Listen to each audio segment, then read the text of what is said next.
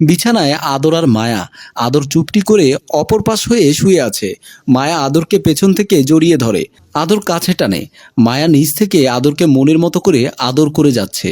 আদরের এসব যেন কিছুই ভালো লাগছে না, কিন্তু মায়া তার সবটা দিয়ে আদর করে যাচ্ছে। ভালোবাসায় ভরিয়ে দিয়ে পরিপূর্ণ করলো ওর রাঙানো ভালোবাসা। সবটা শেষ করে মায়া বলল, তোমার জায়গায় আমি থাকলে আমি আমার মায়ের কথাই মানতাম, মায়ের কথাই শুনতাম।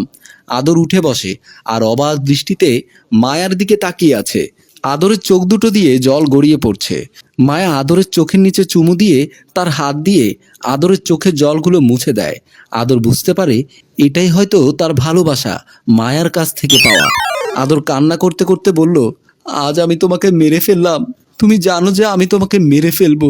তুমি এটা জানতে ঠিকই, কিন্তু এটা বুঝতে পারোনি যে আমি তোমাকে ছাড়া বাঁচবো না। তুমি কি ভেবেছো আমি মায়ের কথা শুনবো?